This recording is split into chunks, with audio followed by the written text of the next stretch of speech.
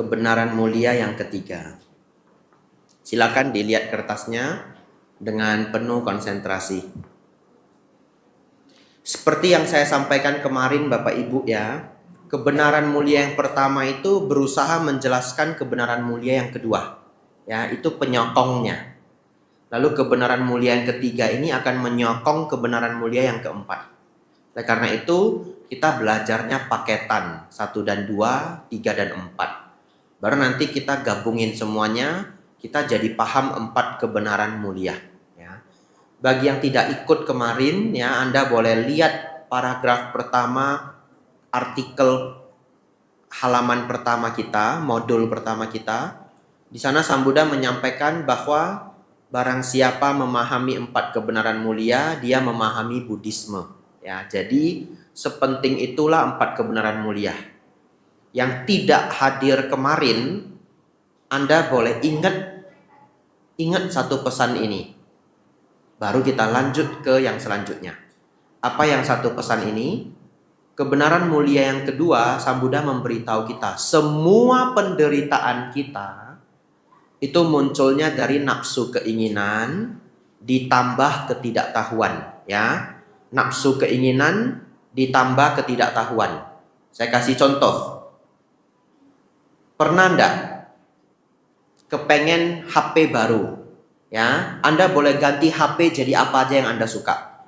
Pengen piano baru, gitar baru, motor baru, sandal baru, apa aja. Tapi kita pakai contoh HP baru. Tapi enggak kebeli, ya. Enggak kebelinya itu apakah enggak dibeliin orang tua? Atau kita udah nabung, tiba-tiba ada biaya dadakan. Ini udah di depan mata ini mau ganti HP. Ya, tiba-tiba ada barang yang rusak atau orang tua sakit atau apapun. Anda harus keluar uang besar. Jadinya keinginan Anda tertunda. Pernah nggak merasa menderita karena keinginannya tertunda? Ya, ada yang pernah, ada yang tidak pernah ya. Nah, umumnya pernah. Jadi, yang kedua, ini yang lebih gawat lagi nih. Ya, karena tadi ada yang bilang nggak pernah. Karena ada yang bilang nggak pernah, saya naikin contohnya. Ya, misalkan Anda suka sama seseorang, orangnya nggak suka sama Anda, nah, amsyong Anda kan? Nah, Anda geleng kepala lagi, contoh kita naik lagi. Suka sama orang, orangnya nggak suka sama kita, amsyong nggak? Amsyong ya, penderitaannya. Itu nggak bisa dipaksa loh. Kalau HP Anda masih bisa nabung. Nah, ini nabungnya gimana? Bante, sebelum janur kuning melengkung, kan begitu ya? Nah, tiba-tiba Anda lihat dia sudah punya janur kuning melengkung. Nah, amsyong Anda kan? Nah, contoh ya. Anda suka sama seseorang atau seseorang suka sama seseorang, tapi nggak bisa dapet, menderita Anda. Ya. Lalu satu kelas pula, satu kantor pula, ya. Lalu menderita selama 1-2 tahun. Sampai keinginan itu meredah. Pertanyaan saya, dulu sebelum suka sama dia, hidup baik-baik aja enggak? Baik-baik aja ya. Sejak kapan Anda mulai menderita? Sejak punya keinginan, betul ya? Nah, sudah deal belum? Keinginan itu bisa memunculkan penderitaan. Deal. Ya. Ketidaktahuan Bante, ketidaktahuan sering juga. Sering juga. Ketidaktahuan itu apa contohnya? Anak kecil enggak tahu kalau listrik itu bisa nyetrum, ya. Dia sentuh kesetrum. Itu kalau anak kecil. Kalau orang besar Bante ditipu uang besar, ya. Ditipu uang besar itu sangat mengerikan loh Bapak Ibu. Apa maksudnya mengerikan? Itu ada di setiap level. Ada orang yang tabungannya 50 juta, ketipu 50 juta. Ya. Ada orang punya 5 miliar, ketipu 5 miliar. Padahal orang yang sudah bisa punya 5 miliar harusnya pinter enggak? Harusnya orang pinter loh. Tapi dunia ini sangat lucu. Dan ada orang yang ketipu 50 miliar. Ada orang ketipu 100 miliar. Padahal orang bisa punya 100 miliar pinter enggak? Pinter. Itu namanya di atas langit masih ada langit. Penipunya lebih pinter. Ya. Jadi ketidaktahuan ini bisa muncul di level apapun. Karena tidak tahu, karena bodoh, karena tertipu, orang itu menjadi menderita. Yang lebih halus lagi. Ini halus sekali ya, siap-siap ya. Ya, ini halus sekali. Anda beli cincin ya. Cincinnya punyanya penyanyi legendaris. Contoh aja, Michael Jackson. Nah, ya, Anda punya cincinnya Michael Jackson. Nah, Anda beli 10 miliar. Nah, akong Anda yang beli, kasih ke Anda. Nah, 10 miliar uang dulu lagi. Baik. Anda jadikan ini pusaka keluarga, cincinnya Michael Jackson. Ya. Pertanyaan saya. Jangan pertanyaan dulu, kasih kasus dulu. Setelah Anda sayang-sayang cincin ini 3 generasi, tiba-tiba Anda cek ke laboratorium, palsu Bapak Ibu. Bukan punyanya Michael Jackson. Menderita enggak? Menderita ya. Kenapa Anda menderita? Itu moha. Moha yang pertama, melekat dengan cincin tersebut. Itu moha yang pertama. Moha yang kedua, makanya saya mengatakan ini halus sekali. Moha yang kedua, kenapa Anda bisa senang dengan cincin bekas dipakai Michael Jackson? Emang itu apa bedanya sama cincin lain? Ngerti? Apa yang membuat Anda menganggap cincin itu berharga? Sesungguhnya hanyalah pikiran. Ya, ini kaos pernah dipegang sama Michael Jordan, sama Michael Owen ya. Pokoknya semua Michael sudah pegang dah. Ya. Lalu Anda menganggap ini kaos luar biasa. Sesungguhnya itu ada di pikiran Anda. Pikiran Anda membuat delusi. Membuat permainan-permainan pikiran. Nah, itu salah satu dari moha. Bagaimana pikiran mempermainkan kita. Yang membuat cincin itu seakan-akan sangat berharga, diri kita, pikiran kita sendiri.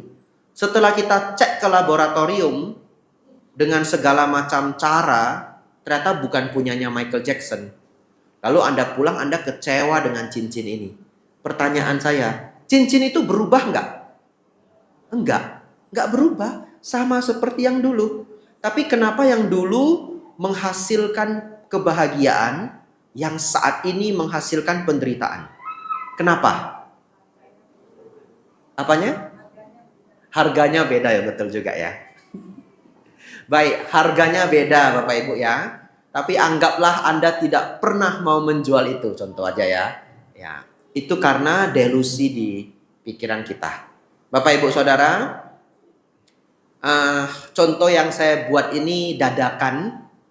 Ya, jadi barangkali tidak sempurna banget, tapi Anda bisa nangkap maksud saya ya. Bagaimana kadang pikiran kita mempermainkan kita. Namanya delusi. Kita lanjut. Kebenaran mulia yang ketiga. Kebenaran mulia yang ketiga adalah kebenaran mulia mengenai lenyapnya penderitaan. Dukkha Nirodha Arya Saca. Pada kebenaran mulia ketiga ini, Sang Buddha dengan jelas menyampaikan bahwa kita dapat mengatasi penderitaan dan merealisasi kebebasan dan kebahagiaan nibbana. Kata nibbana secara literal memiliki makna kepadaman yang merujuk pada mendingin atau tertiupnya api keserakahan, kebencian dan delusi. Silakan digarisbawahi. Keserakahan, kebencian, dan delusi. Nah, kalau ada yang nanya, delusi itu apa Bante? Semua tipuan-tipuan pikiran. Ya, semua tipuan-tipuan pikiran. Itu disebut delusi. Termasuk kemelekatan itu delusi. Ya, tapi sangat sulit untuk bisa melihatnya. Salah satu delusi itu juga ego. Ya. Ego itu delusi. Kenapa saya sebut delusi? Sebagai contoh, dan itu sangat sulit dilawan. Kalau saya minta Bapak Ibu duduk di depan sini, menyampaikan sesuatu, gemetar nggak badannya? Gemetar ya, melihat teman-temannya begitu banyak gemetar. Kalau ditanya, kamu kenapa gemetar? Ya, mungkin dia berpikir, saya malu Bante. Kamu kenapa malu? Nanti saya dinilai jelek. Misalkan ya, kalau ditelusuri takut dinilai jelek. Padahal teman-teman yang duduk menilai dia jelek nggak? Enggak. Malahan menilai dia hebat, berani maju ke depan. Pertanyaan saya, siapa yang menipu dirinya seakan-akan khawatir orang lain menilai dia jelek? Pikirannya sendiri. Ya, itu disebut delusi. Menghadapi delusi itu sangat sulit. Salah satu caranya sering belajar dharma. Ya, lanjut. Bapak Ibu Saudara, garis bawahi ini tertiupnya api keserakahan, kebencian, delusi. Keserakahan, kebencian, delusi. Kita akan berkutat dengan tiga ini selama kita mempelajari nibbana. Ya, karena nibbana itu artinya padamnya dosa, loba, moha. Dosa kebencian, loba keserakahan, moha itu delusi. Tapi delusi sering saya terjemahkan juga ego dan kesombongan. Sebenarnya ego dan kesombongan itu hanya salah satu dari delusi. Tapi kalau disebutkan delusi banyak yang nggak ngerti ya. Jadi saya turunkan ego dan kesombongan. Lanjut. Sang Buddha menyebut nibbana dengan berbagai nama lainnya, yakni tanpa kematian, amata, tempat berlindung yang aman, khema, kedamaian, santa, perlindungan, tanah, kebahagiaan tertinggi, paramang sukhang, kehancuran dari nafsu keinginan, tanha kaya, keabadian, dura. Silakan digaris bawahi kebahagiaan tertinggi, ya, paramang sukhang.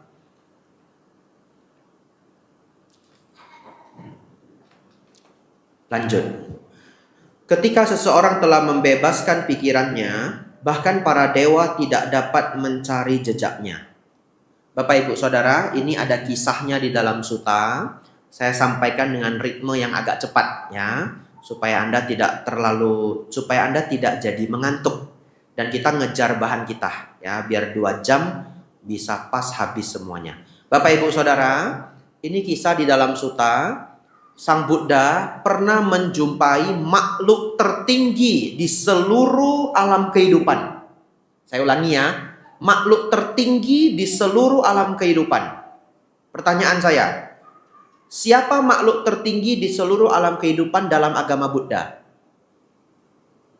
Lanjut dulu pertanyaan lain. Ada berapa alam kehidupan? 31 benar, 30 benar ya. Dua-duanya benar. 31 ikut kitab komentar, 30 ikut suta. Kok beda satu Bante? Yang satu itu asura. Ya, asura itu tambahan kitab komentar. Sang Buddha selalu hanya menjelaskan 30. Asura itu dewa yang jahat, masuk golongan alam dewa. Tapi dua-duanya oke. Ya, Anda paham dua-duanya. Kalau disebut 31, oh ikut komentar Theravada. Bapak Ibu Saudara, 31 alam kehidupan ini, 4 alam menderita. Ya, apa aja Bante? Yang paling menderita, paling bawah, neraka. Di atasnya neraka apa? Binatang. Saya sengaja lambatkan biar Anda hafal ya. Binatang itu parah banget Bapak Ibu. Cuma satu level di atas neraka. Kenapa? Karena binatang itu yang besar makan yang kecil. Dan lahir sebagai binatang itu sangat menderita Bapak Ibu. Bapak Ibu lihat kerbau, lihat sapi, punggungnya gatal aja dia nggak bisa garuk loh. Sedih ya, punggungnya gatal aja dia nggak bisa garuk. Kalau di peternakan besar, mereka kasih itu sikat dibuat bulat begitu. Wah, sikat itu jadi rebutannya sapi. Kenapa? Badannya gatal. Mereka gosok-gosokin badannya ke sikat itu, rebutan. Nah, jadi Bapak Ibu Saudara menderita sekali terlahir sebagai binatang ya, yang besar makan yang kecil. Ada dokumenter ya, saya waktu dulu kecil seneng banget nonton dokumenter. Ada kerbau dimakan sama hyena. Anda tahu hyena? Anjing besar. Anjing hyena itu kalau ngegigit tulang aja hancur Bapak Ibu. Saking kuat gigitannya. Kerbau itu Bapak Ibu dicengkram dari belakang, dimakan dari belakang hidup-hidup, sampai tinggal kepala dan badannya sedikit masih hidup Bapak Ibu. Anda bisa bayangkan enggak sakitnya? Ya, kalau dicengkram jaguar, harimau, itu langsung dicengkram lehernya. sampai pingsan, sampai mati. Jadi harimau itu makan mangsanya sudah mati, tidak terlalu menderita, betul ya? Tapi kalau dimakan hyena, nah rasainlah, amsyong lah Anda. Ya. Jadi kalau nanti pulang ingin tahu penderitaan kerbau yang dimakan hyena, nah Anda ingat aja pas tangan Anda kejepit. Nah itu baru tangan. Ya, ini dimakan pelan-pelan dari atas sampai bawah. Di atas alam binatang Bapak Ibu alam hantu. Hantu lebih beruntung dari binatang. Di atas hantu alam manusia, ya. Jadi kalau nanti Bapak Ibu ketemu hantu, kasih tahu dia, kamu bersyukur gak lahir di alam binatang, gitu ya. Bapak Ibu jangan kabur, ya. Ketemu hantu jangan kabur, diajak kongko, ya. Apa tujuannya Bante? Meningkatkan keyakinan. Anda kalau ketemu hantu, bisa ngobrol sama hantu, pasti keyakinan sama Dharma berlipat ganda. Betul ya? Iya. Jadi kalau Anda yang kurang keyakinan, berdoa aja. Semoga saya secepatnya ketemu hantu. Oh iya benar loh ini. Ya, Anda kalau bisa ketemu hantu, itu keyakinan bertambah. Di atas alam hantu, alam manusia. Di atas alam manusia, 6 tingkat alam dewa. Ya. Di atas 6 tingkat alam dewa, 20 tingkat alam Brahma. Total 31. Mari kita hafal sebentar cepet-cepet ya. Neraka, binatang, hantu, manusia 4. 6 alam dewa, 10. 20 alam Brahma, 30. Tambah 1 asura. Asura masuk alam menderita Bapak Ibu ya. Di atasnya hantu. Ya, jadi kalau yang 31 neraka, binatang, hantu, asura. Manusia 6 alam dewa, 20 alam Brahma. Bapak Ibu Saudara, di antara 31 alam kehidupan, yang paling tinggi adalah alam Brahma. Ada satu sosok namanya Mahabrahma. Dia berpikir dia adalah pencipta alam semesta, ya, secara Buddhis. Mahabrahma ini berpikir dia adalah pencipta alam semesta. Kenapa begitu? Karena ketika dia muncul, makhluk lain itu belum ada. Pelan-pelan makhluk lain muncul. Makhluk lain muncul. Dan semua makhluk yang muncul tidak ada yang lebih kuat dari dirinya. Tidak ada yang cahayanya lebih terang dari dirinya. Setelah sekian lama, para Brahma-Brahma lain yang muncul, dewa-dewa yang lebih rendah, semua di bawahnya. Lalu lama-lama dia berpikir, oh saya yang menciptakan alam semesta. Begitu ya. Sang Buddha mendatangi Mahabrahma. Pertanyaan saya, siapa yang lebih tinggi? Sang Buddha atau Mahabrahma? Jawabannya pasti Sang Buddha. Logikanya apa Bapak Ibu? Apa yang membedakan Sang Buddha dengan Mahabrahma? Yang membedakan adalah, nah ini harus dihafal ya, keluar ujian nanti Bapak Ibu ya. Yang membedakan adalah kualitas batin. Sang Buddha sudah tidak punya kemarahan, keserakahan dan delusi, dosa loba moha. Mahabrahma masih ada delusi, masih ada keserakahan, masih ada kemarahan, ya. Dari mana taunya? Begini. Makhluk apapun yang masih bisa marah, semua di bawah Sang Buddha. Makhluk apapun yang masih senang dipuji, setinggi apapun dia kalau mau dipuji, senang dipuji, minta dipuji, berarti masih ada ego dan keserakahan. Setuju? Ya, di bawah Sang Buddha. Makhluk apapun yang masih ada ego, semua di bawah Sang Buddha. Jadi Mahabrahma ini masih ada ego, keserakahan dan kemarahan. Anda boleh cari semua sosok-sosok tinggi dalam budaya Chinese kita, ya, yang disebut Tiankong, yang disebut dewa apa saja, Anda cek kisahnya. Masih bisa marah? Masih di bawah Sang Buddha, ya. Makanya ketika kita nonton film Sun Gokong ya, Tiankong itu raja langit sudah berjuang untuk ngatur Sun Gokong, kan tidak berhasil ya. Siapa yang akhirnya berhasil? Sang Buddha, ya, karena Sang Buddha memang udah yang paling tinggi, langsung telapak 5 jari ini ya, hantam langsung ya. Nah, Jadi kalau anak terlalu bandel, kena hantam 5 jari. Nah, itu hantaman Sang Buddha ya. Ada bahasa Hokkiennya nggak berani saya bilang ya. Ya nggak begitu bagus bahasanya. Bapak Ibu Saudara. Baik.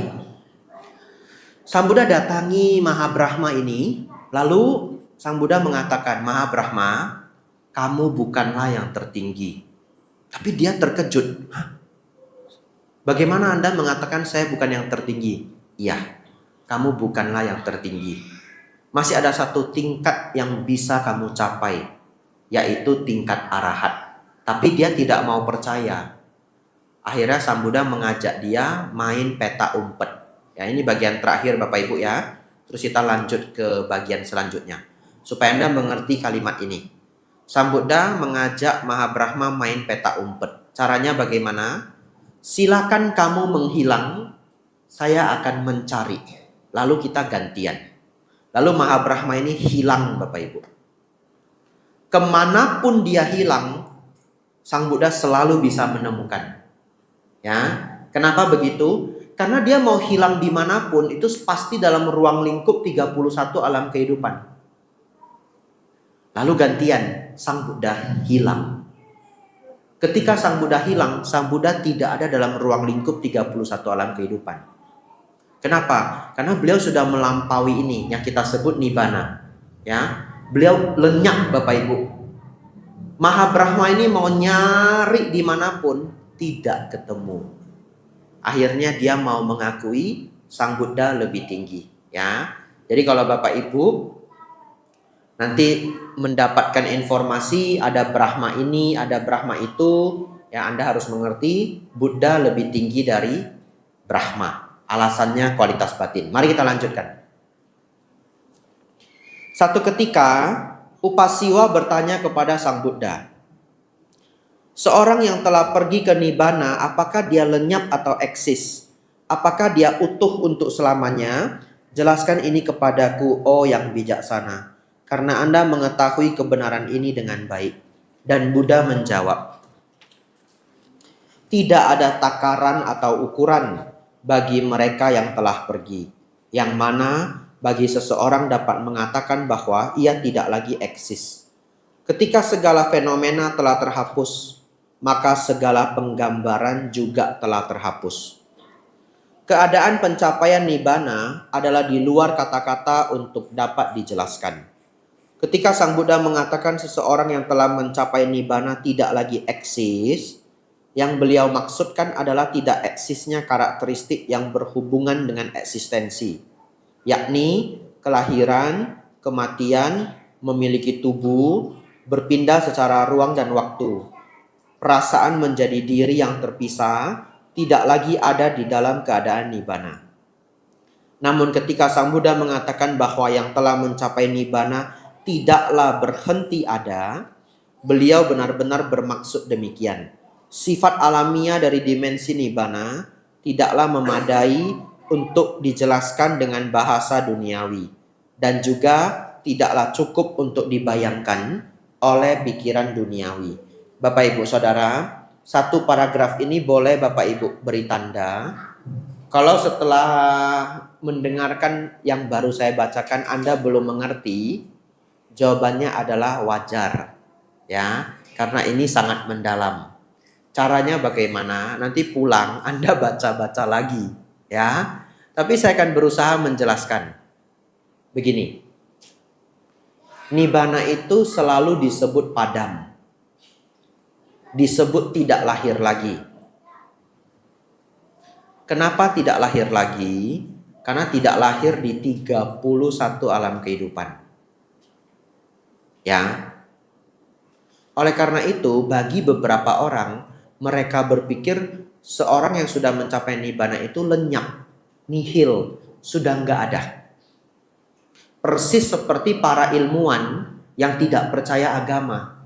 Mereka berpikir kalau sudah mati ya habis, begitu ya. Tetapi sebenarnya dalam Buddhis tidak seperti itu.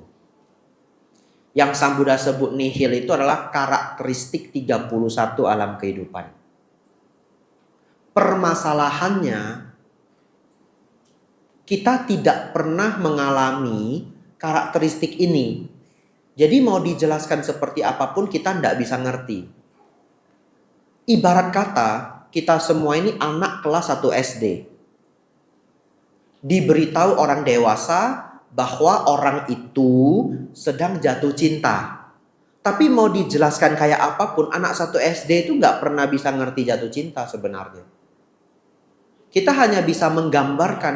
Dia nanya sama orang tuanya, "Pa, Ma, jatuh cinta itu apa?" Orang tuanya berusaha menjelaskan, jatuh cinta itu gini ya. Kamu ingat terus sama orangnya. Lalu kalau nggak ketemu, kalau kamu ingat terus sampai sama orangnya, sampai makan aja susah, tidur susah, hidup gelisah-gelisah, tapi bahagia. Bingung kan dia kan? Anak kecil itu bingung dikasih tahu nggak bisa makan, nggak bisa tidur, ya toh, nggak bisa ngapa-ngapain tapi bahagia. Bisa nggak dia mencerna sebagai anak 1 SD? Nggak bisa. Terus kalau nggak ketemu dia bisa sampai demam, saking rindunya gitu. Nah, ini dia nggak bisa ngerti gitu. Nah, lanjut. Atau yang lainnya. Saya kasih contoh, Anda dengarkan baik-baik ya.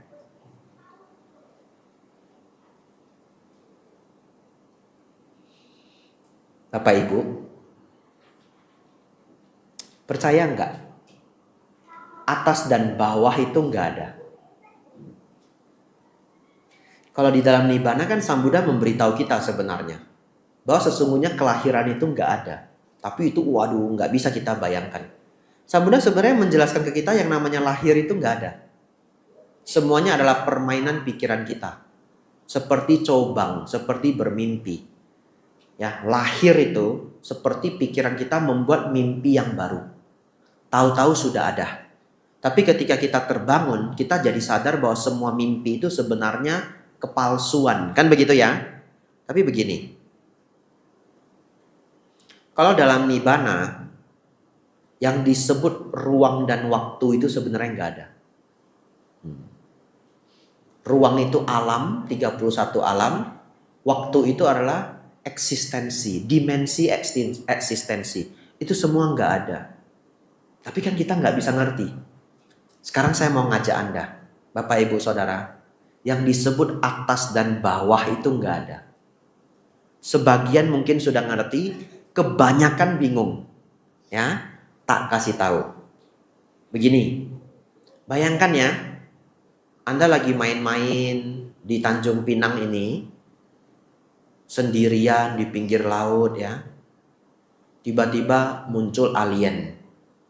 Nah, alien turun ini ke bumi. Ketemu Anda, diajak kongko. Anda ngobrol sama alien. Boleh toh? Nah, boleh aja. Dia ngerti Teochew lagi. Nah, dia ngerti Teochew lagi dia. Nah, lalu ngobrol sama Bapak Ibu Saudara. Lalu setelah ngobrol-ngobrol dia nanya, "Kamu tinggal di mana?" "Oh, itu dekat VGV, dekat komplek VGV." "Yang mana?" "Dekat rumahnya Romo Suni." Nah, contoh aja ya. Nah, contoh aja. Lalu kita tanya dia balik, "Kamu tinggal di mana?" "Oh, saya jauh, itu bintang A, bintang B gitu. Jaraknya tahunan cahaya dan sebagainya." Lalu pertanyaan Anda, kalau kita di bumi kan ada yang namanya utara, selatan, ya, timur, barat.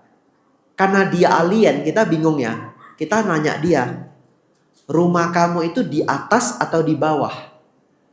Di atasnya bumi atau di bawahnya bumi?" Aliennya ketawa. Dia bilang, "Atas dan bawah itu nggak ada." Ya, atas dan bawah itu nggak ada. Anda masih bingung kan? Tenang, saya ajak jalan-jalan. Konsen ya, yang penting Anda konsen. Ini agak sulit ini. Ya, pakai semua energi makan malam Anda. Nanti pulang dapat apel, jangan khawatir. Ini beneran ini ya. Ya, Karakasaba sudah menyiapkan apel dan minuman untuk Anda. Pingko, ya. Bapak Ibu Saudara, saya ajak Anda semua, kita jalan-jalan ke luar angkasa, semuanya. Semuanya, terbang kita ke luar angkasa, oke? Kita main-main di sana 6 bulan. Setelah Anda di sana 6 bulan, melayang-layang, lalu kita jumpa lagi nih puja bakti. Saya nanya Anda, di luar angkasa, di ruang hampa udara itu yang namanya atas, yang namanya bawah, yang mana? Gak ada loh atas dan bawah. Ngerti? Atas dan bawah itu hanyalah konsep di bumi. Karena kita lengket ke bumi ini. Betul ya? Karena ada gravitasi. Tapi kalau kita sudah melayang-layang di luar angkasa 6 bulan, kita ditanya atas yang mana, bawah yang mana? Nggak ada, karena kita melayang-layang.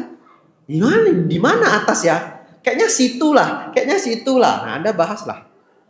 Jawabannya adalah tidak ada atas dan bawah. Bapak Ibu, atas dan bawah itu adalah pemahaman kata dalam tempurung. Kata dalam tempurung itu kita. Tempurungnya bumi ini, atmosfer ini. Ya, kita ngerti atas dan bawah karena tinggal di bumi. Alien ini ngasih tahu kita, manusia, atas dan bawah itu nggak ada. Itu konsep you. Di rumah you yang kecil itu, gitu. Di luar angkasa tidak ada atas dan bawah. Sejauh ini ada yang paham? Ada ya? Sang Buddha ngasih tahu kita, manusia, kira-kira gitu ya. Sesungguhnya semua karakteristik eksistensi ini, sifat-sifat di 31 alam kehidupan yang disebut kelahiran, kematian, ya, kemelekatan dan sebagainya, itu semuanya adalah delusi. Itu semuanya sebenarnya nggak ada. Tapi kita nggak akan bisa paham kok. Kita hanya belajar ini secara teori. Kapan kita paham? Ketika mencapai nibbana. Kapan anak 1 SD itu ngerti jatuh cinta? Ketika dia sudah ngalamin. Kadang-kadang dia sudah ngalamin aja dia nggak tahu loh. Serius loh. Anak kecil itu jatuh cinta dia nggak tahu loh. Nanti orang tuanya yang ngasih tahu. Lu lagi jatuh cinta lu gitu. Enggak gitu. Nanti dia mikir-mikir, iya ya, karena dia nggak pernah ngalamin, ya. Baik, lanjut, ya. Masih ada yang bingung ini, ya. Masih bingung nanti baca ulang, ya. Namun, kendati pun sulit untuk dijelaskan, Sang Buddha memberikan kita gambaran akan sifat alamiah nibbana. Beliau menjelaskan pikiran manusia demikian. Nibbana ini bahasa Hokkiennya atau Mandarinnya itu nippannya. Pikiran adalah bercahaya, namun menjadi ternodai oleh kotoran batin yang datang dari luar. Orang biasa tidak dapat menyadari ini karena mereka tidak mengembangkan batin. Pikiran adalah bercahaya dan dapat terbersihkan dari kotoran batin yang muncul dari luar. Inilah yang dipahami oleh para murid suciwan. Oleh karenanya, mereka mengembangkan batin.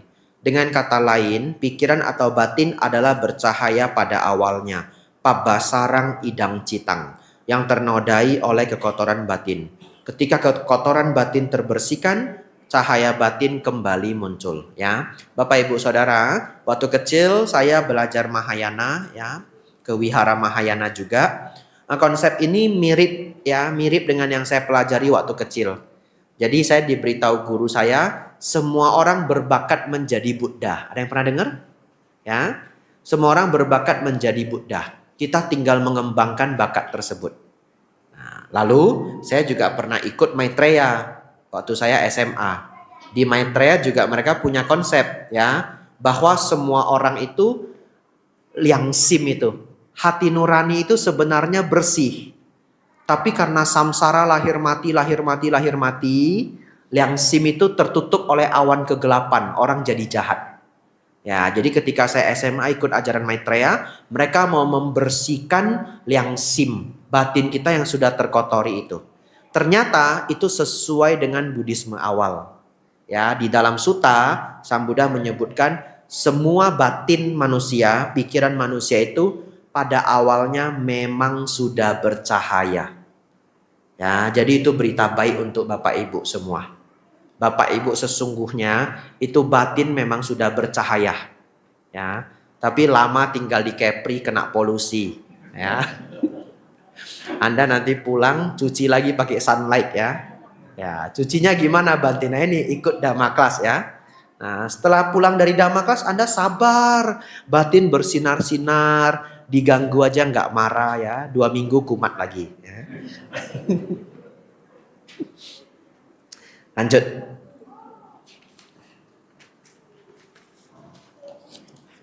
Nibbana adalah keadaan yang mana materi dan segala pasangan yang berlawanan, panjang dan pendek, besar dan kecil, murni dan tidak murni telah hilang.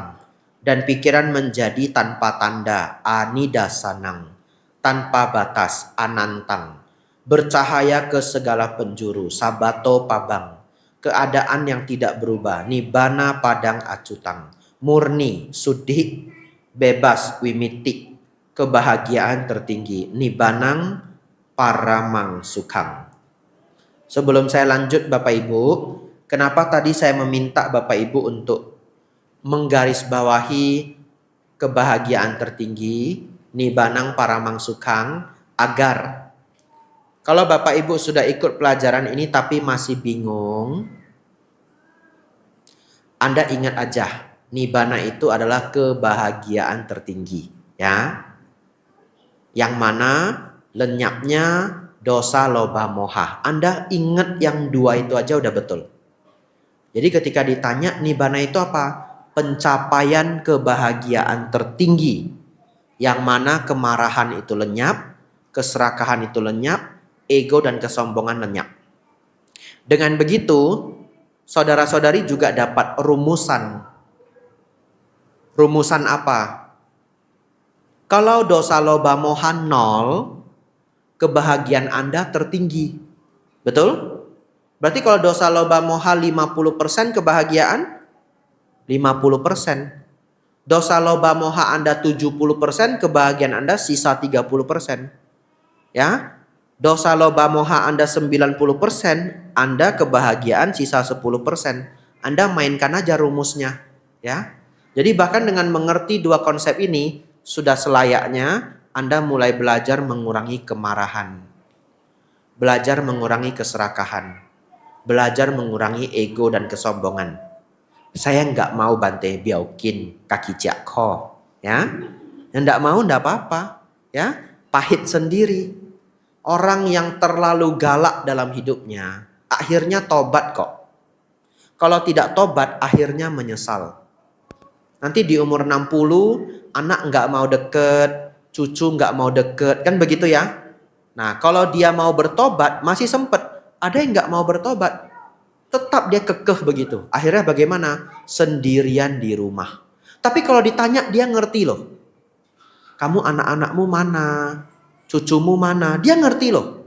Dia bilang loh, saya terlalu galak. Mereka semua pergi. Ya. Lalu pertanyaan kita, lu kok nggak mau ngurangin galakmu? Nggak bisa, saya emang gitu. Janganlah, lu jangan atur-atur saya ya. Nah, kena marah Anda. Kan dia orang galak. Ya. Anda kasih dharma lah coba, kena semprot Anda. Jadi Bapak Ibu Saudara, rumus ini sudah benar. Cuma mempraktikkannya yang tidak segampang itu. Ya, baik lanjut.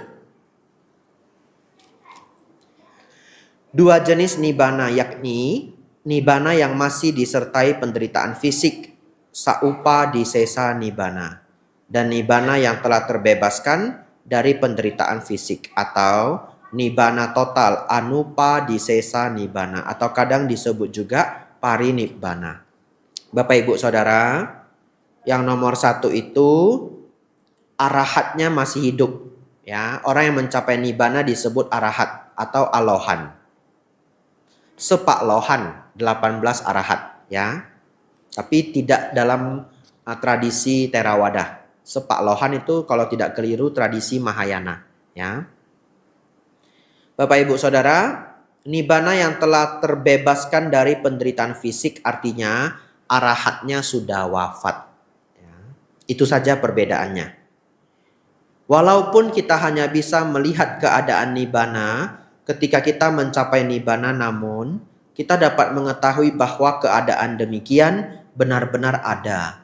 Jika ada dimensi di mana ada kelahiran, kematian, kotoran batin, dan kemenjadian, kita dapat menyimpulkan bahwa ada dimensi tanpa hal-hal demikian.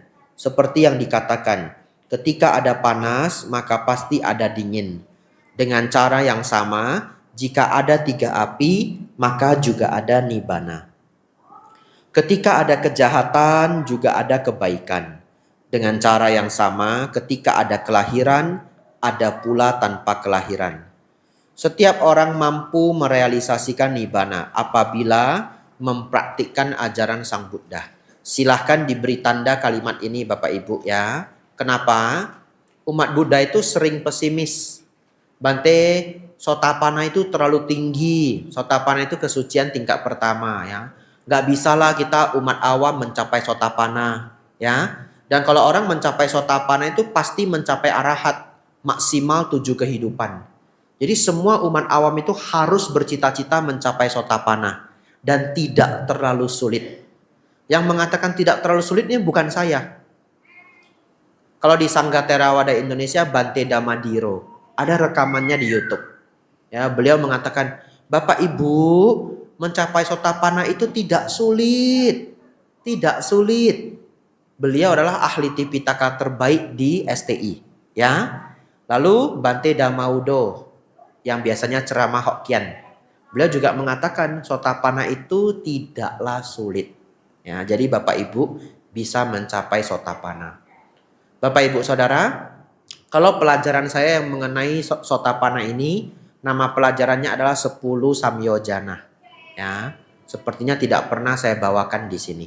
Ya, nanti kalau datang lagi saya bisa bawakan 10 Samyojana. Ya, atau Bapak Ibu bisa cari di YouTube. Bapak Ibu Saudara, dengan kita memahami semua orang mampu mencapai nibbana, maka kita juga optimis ya, kita mengarah pada nibbana. Sebagai umat minimal mencapai Sotapanna. Sotapanna itu bukan level pertapa. Para Sotapanna itu hidup sebagai perumah tangga. Ya, punya istri, punya suami seperti halnya biasanya. Punya anak-anak di rumah, bukan level pertapa. Ya. Saudagar kaya Anatha Pindika mencapai Sotapanna. Ibu Wisakha Sotapanna. Ayahnya Pangeran Siddhartha, Raja Sudodana mencapai Sotapanna dan masih sebagai raja. Ya, sebagai raja itu sangat duniawi Bapak Ibu. Ya, istri mungkin lebih dari satu, harus menghukum orang lain, harus membuat keputusan, ya, kadang harus perang dan sebagainya. Ya, jadi Bapak Ibu Saudara, mereka mencapai Sotapanna. Lanjut. Keadaan tanpa kematian ini telah dicapai oleh banyak makhluk dan dapat dicapai bahkan pada saat ini pada siapapun yang menjalaninya, namun bukan untuk mereka yang tidak berjuang. Ya, 1 jam sudah Bapak Ibu, 45 menit ya. Tadi kita mulainya jam 7.15. Kita sudah selesai kebenaran mulia yang ketiga. Selanjutnya kita akan masuk pelajaran yang terakhir. Bapak Ibu Saudara, ketuhanan dalam agama Buddha adalah pencapaian nibbana. Saya ulangi ya. Ketuhanan dalam agama Buddha adalah pencapaian nibbana, atau kalau disebut dengan satu kata aja nibbana. Tapi ini sangat sulit diberitahukan kepada mereka yang non-Buddhis. Karena yang non-Buddhis itu terbiasa bahwa Tuhan itu haruslah sosok. Di Buddhis, semua makhluk bersosok di 31 alam kehidupan masih ada dosa loba moha. Sehingga bukanlah yang tertinggi. Ya, kalau kita cerita ketuhanan kan harus yang tertinggi, betul ya? Sedangkan dalam Buddhis, kalau masih bisa marah, masih ada keinginan, tidak bisa disebut yang tertinggi. Maka yang tertinggi adalah nibbana. Tetapi kalau Bapak Ibu di rumah ditanyain sama anaknya masih kelas 2 SD, 3 SD, kan tidak mungkin Anda jelaskan modul ini kan? Pama Tuhan dalam agama Buddha apa? Dek duduk, cekin sing. Dia apa ya? Keluarin kertasnya nih. Jelaskanlah 4 jam. Apa enggak amsyong anaknya? Ya toh? Oleh karena itu begini. Kalau anak masih SD, kelas 2, kelas 3, kelas 5, bahkan mungkin SMP 1 gitu ya. Dia tanya, apa ketuhanan dalam agama Buddha? Jawabannya Sang Buddha, titik, selesai. Sang Buddha. Kenapa? Karena Sang Buddha itulah yang mencapai Nibbana. Ini terjadi di Makassar Bapak Ibu. Ini pertanyaan real.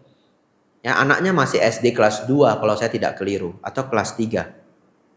Pertanyaannya, kenapa anak ini pulang nanya ke orang tuanya demikian?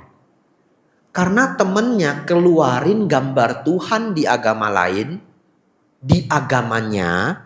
Lalu nanya, Tuhanmu yang mana? Jadi ini anak kecil, kelas 2 SD, 3 SD, mereka cuma ngebanding-bandingin Tuhan. Begitu ya? Jadi, Anda sebagai orang tua yang bijaksana, jawabannya Tuhan kita adalah Sang Buddha. Anda keluarin foto di Google, cari Wat Po. W-A-T spasi P-H-O. Wat Po. Itu apa Bante? Itu Buddha tidur raksasa dari Thailand. Yang Tanjung Uban aja kalah Bapak Ibu. Besar banget itu Sang Buddhanya. Nah, ini Buddha dalam agama Buddha. Gitu. Jadi anak kecil 1 SD ini besok dia bawa foto ini, kasih lihat temannya. Ini Tuhan saya. Besar kan? Nah, itu anak-anak. Betul ya? Jadi temannya itu langsung kena mental Bapak Ibu. Jangan ganggu dia loh. Tuhan dia besar. Iya. Lihat. Ini Tuhan saya. Gede banget. Gitu. Manusia aja cuma sebesar jarinya Sang Buddha. Nah itu anak-anak. Nanti dia sudah SMP 2, SMP 3. Beri penjelasan mengenai Nibbana. Dan bagaimana Sang Buddha punya kualitas yang disebut Nibbana. Bapak Ibu. Jadi memang faktanya ada duka dalam hidup kita. Itu faktanya. Tapi kita baru belajar kalau duka itu bisa dilenyapkan sampai habis. Dan itu adalah kabar sangat baik, ya. Walaupun tidak mudah, tapi itu kabar baik. Lalu Sang Buddha memberitahu kita bahwa semua permasalahan kita itu datang dari tanha dan awija. Datang dari dosa, loba, dan moha. Jadi kalau Bapak Ibu ingat ini, tanha itu juga loba, awija itu moha. Ya, tanha dan awija itu ya loba dan moha. Kalau ada loba pasti ada dosa. Kalau ada keinginan pasti ada kemarahan. Kenapa? Karena kemarahan itu datang dari keinginan yang tidak tercapai. Ya, keinginan tidak terwujud, kita marah. Jadi problem utamanya kalau mau dikurangin lagi ya loba dan moha. Loba dan moha ini bahasa lainnya tanha dan awija. Oleh karena itu Bapak Ibu Saudara, kita sudah tahu problemnya ya keinginan dan kebodohan batin. Itu problemnya. Solusinya apa? Kalau kita tidak melakukan solusinya, kita kembali ke nomor 1. Duka, duka, duka, duka, duka. Ya. Solusinya nomor 4. Jalan mulia berunsur 8. Saya jamin. Saya yang jamin Bapak Ibu. Kalau Anda praktik jalan mulia berunsur 8 ini, hidup Anda berubah. Saya jamin.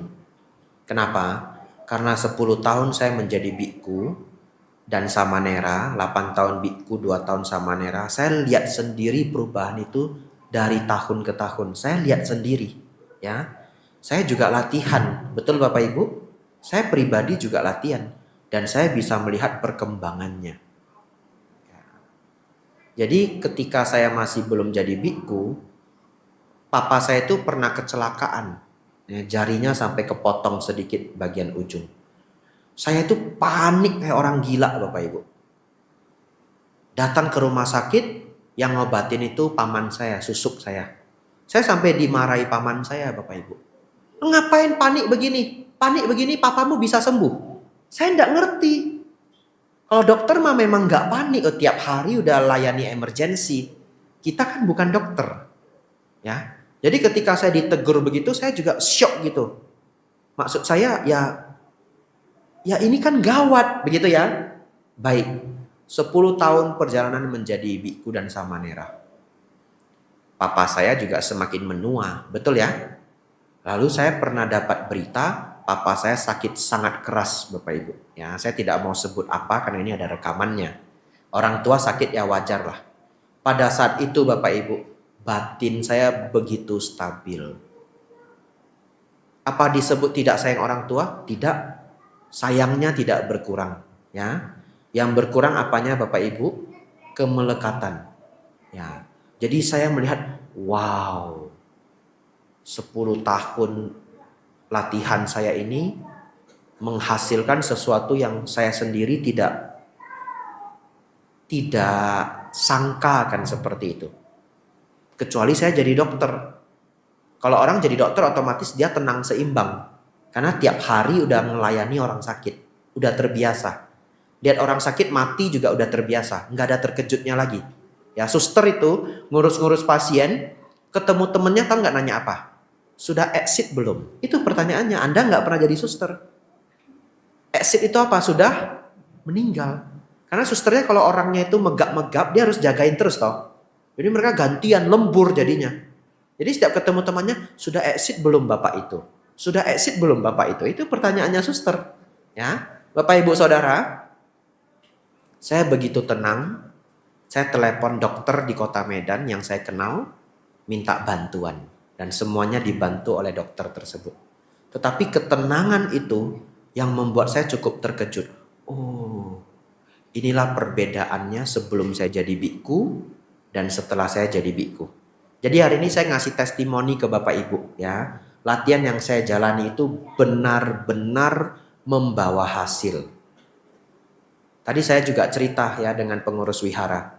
Kalau saya naik pesawat Bapak Ibu itu pesawat guru goyang seperti apapun, orang sebelah Bapak Ibu sudah sembayang nggak berhenti-berhenti, dia mungkin bingung lihat saya.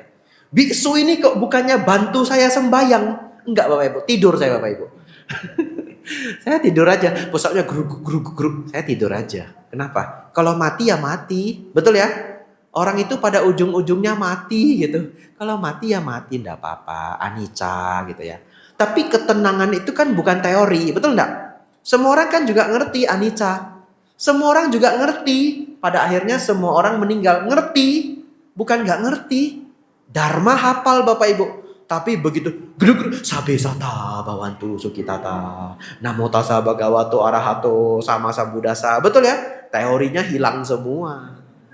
Nah, jadi praktek dan teori itu dua hal yang berbeda. Nah, kalau sekarang mau geruduk, dah tidur aja ya.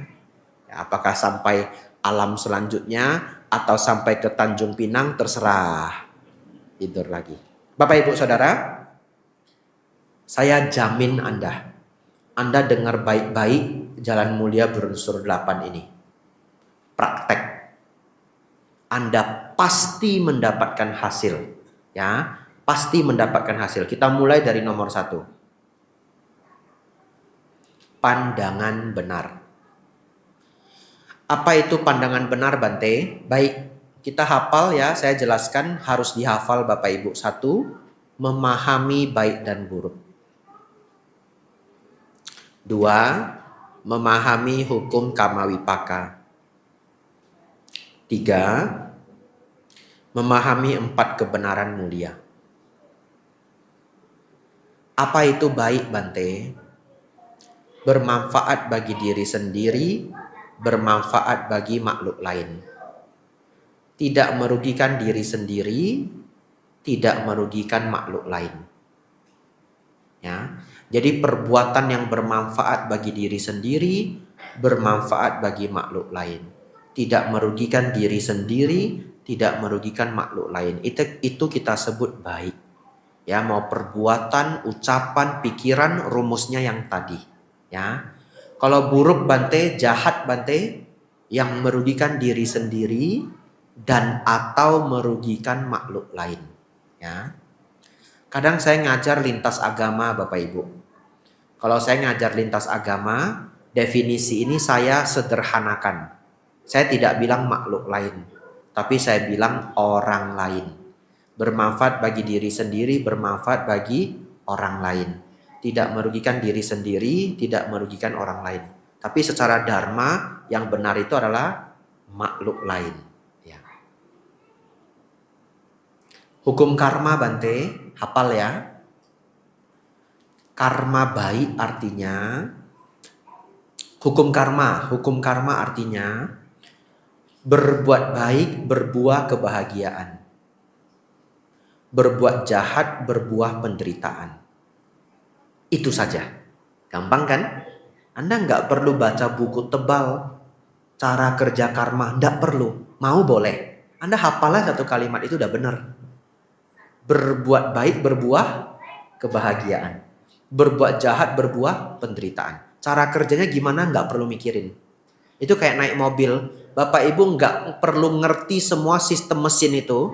Pokoknya tahu gas, rem, sama gigi-gigi. Latihan 1 minggu sama orang yang pinter naik mobil, udah jalan. Kalau Anda mau ngerti semua sistem mesinnya, 5 tahun Bapak Ibu ya, ambil teknik mesin otomotif. Kuliah sana ke Jerman. Ya, ke Bayern, ke Munchen, ke Madrid. Baru Anda bisa ngerti sistem otomotif. Belum tentu lo bisa bawa mobil.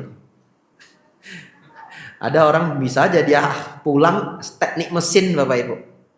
Belum tentu lo bisa bawa mobil. Itu artinya apa Bante? Ada orang ngerti teori dharma, belum tentu lo hidupnya benar. Ya. Jadi mengerti teori dengan mempraktikkan itu 2 hal yang berbeda. Yang bagus itu dua-duanya. Yang bagus dua-duanya. Tapi dalam kajian kita malam hari ini, praktikkan hukum karma. Begitu ya. Berbuat baik berbuah kebahagiaan. Berbuat jahat berbuah penderitaan. Ini kuncinya. Karma itu dimulai dengan niat. Bahasa Palinya cetana. Jadi kita sempurnakan definisi kita. Perbuatan yang didasari oleh niat baik berbuah kebahagiaan. Perbuatan, ucapan maupun pikiran yang didasari oleh niat buruk adalah berbuah penderitaan, ya. Itu. Berbuat baik berbuah kebahagiaan, berbuat jahat berbuah penderitaan. Rumus itu begitu simple. Begitu simple, ya. Ngejalaninya itu yang PR untuk Anda. Bapak Ibu kalau sudah marah, jangan berkata kasar. Karena menyakiti hati orang lain, betul ya? Nah, Anda tahu teorinya. Tapi ngerem diri kita susah nggak? Susah. Keluarkan dharma Anda. Karania meta suta. Janganlah karena marah dan benci mengharapkan orang lain celaka. Itu. Keluarkan ilmu Anda. Sudah ngamuk, sudah marah banget ini. Mau Anda kempesin bannya. Nah ini. Pisau udah di depan mata ini. Mau kempesin bannya ini. Ya, orangnya parkir pas di depan pintu Anda. Mau gerak aja nggak bisa. Ini kalau gempa bumi ini mati saya ini satu rumah kan begitu ya.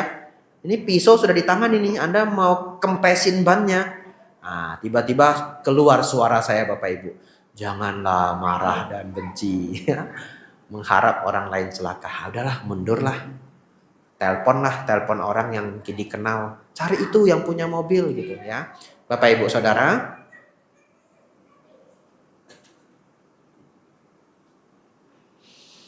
Dan memahami 4 kebenaran mulia ya yang sedang kita pelajari ini. Pandangan benar definisinya cuma yang 3 ini. Jangan diganti. Oleh karena itu harus hafal.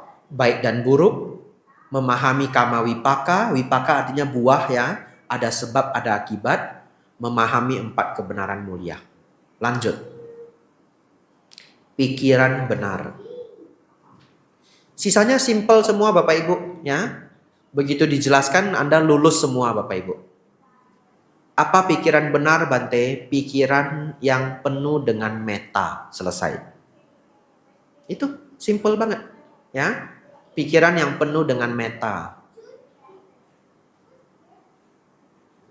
Kalau ditanya lagi maksudnya meta apa Bante? Mengharapkan orang lain bahagia. Ya, itu meta.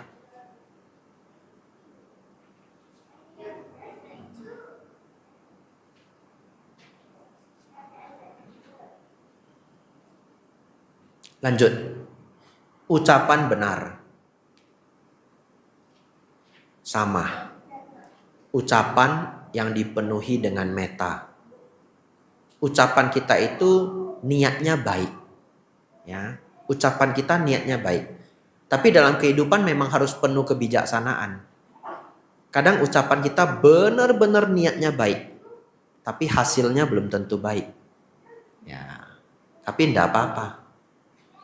Jadi pengalaman hidup, ya. Lain kali kita berucap hati-hati. Walaupun niatnya baik, ya ternyata hasilnya tidak baik. Ya udah. Lain hari introspeksi diri, ya. Tingkatkan kebijaksanaan kita. Lalu tidak melanggar musawadah. Apa itu musawadah Bante? 4 hal jangan dilanggar. Anda silakan catat.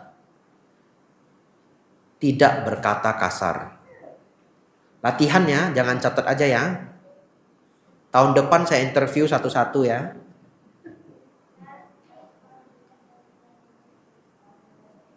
Jangan berkata kasar. 2. Jangan memfitnah, berdusta atau berbohong. 3 itu sama kok ya. Memfitnah, berdusta, berbohong, 3-tiganya sama.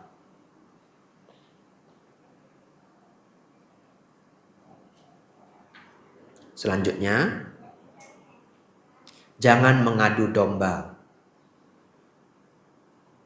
Ya. Ingat Bapak Ibu ya, jangan mengadu domba. Tolong ya, Anda mau semarah apapun sama orangnya, jangan ngadu domba orang. Tahan diri Anda, mundur. Jangan. Walaupun Anda sanggup, walaupun Anda lihai, ya. Saya terlahir sebagai anak yang dari kecil itu punya kemampuan verbal sangat luar biasa. Kalau ngadu domba bukan orang aja, negara aja bisa berantem saya buat. Ya, itu bakat lahir saya. Serius. Dan satu ketika saya menyadari bahwa kalau saya tidak atur hal ini akan sangat merugikan hidup saya. Ya, jadi pas SMP saya pernah ditegur teman saya. Ya, karena masalah verbal saya. Di situ saya tahu bahwa itu sangat berbahaya. Setelah belajar Dharma, saya selalu punya konsep tidak boleh ngadu domba orang. Selihai apapun, sesanggup apapun, gak boleh. Sabar. Ya, karena menurut saya itu jelek banget ngadu domba orang, itu jelek banget. Jelek banget. Lebih baik Anda tahan diri Anda. Ya. Terakhir, gosip yang buruk. Gosip yang baik nggak apa-apa. Ya. Gosip yang buruk jangan. Kenapa saya buat kriteria gosip yang buruk? Kalau di buku-buku Dharma jangan bergosip. Saya mikir, ibu-ibu ini kalau ngumpul gimana suruh jangan bergosip coba. Betul ya? Nggak bisa nggak bergosip ya. Bukan ibu-ibu aja sih kalau mau fair, bapak-bapak juga ya. Ya, cuma bapak-bapak itu mungkin topiknya lebih spesifik, cari duit, ya, bisnis gitu. Ukang tahu bo gitu ya. Nah, kalau ibu-ibu memang lebih ke arah gosip ya. Itu saya kemarin nampak suaminya loh. Di sini di situ loh. Tahu ndak? Kita kira-kira gitu ya. Bapak Ibu Saudara, kurangi gosip yang buruk. Kalau bisa nggak ada. Ya. Gosip yang baik nggak apa-apa. Baik, kita hafal sekali lagi supaya benar-benar dipraktekkan Bapak Ibu ya. 1, jangan berkata kasar. 2, jangan berdusta. 3, jangan mengadu domba. 4, jangan gosip yang buruk. Kenapa saya pakai berdusta? Saya tidak pakai berbohong. Karena bagi saya umat berumah tangga itu sangat sulit. Ya, sangat sulit untuk 100% tidak berbohong kalau mau fair. Pasti ada kebohongan-kebohongan kecil dalam hidupnya. Ya, jadi saya buat kriterianya dusta. Maksudnya apa? Yang merugikan orang. Yang merugikan orang atau yang sangat merugikan orang. Itu. Berarti bohong-bohong kecil boleh Bante? Tetap tidak boleh. Ya, tetap tidak boleh. Tapi saya tahu tetap akan ada yang langgar. Anak Anda sendiri Anda bohong juga kok, ya? Ya, Anda bohong juga kok. Pak Leki mana? Pak lu mau kemana? Jangan ikut papa mau kerja. Padahal jam 8 malam mau kerja di mana deh?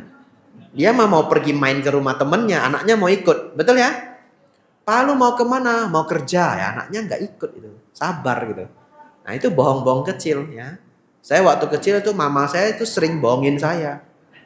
Serius ini. Dendam kusumat juga ini ya.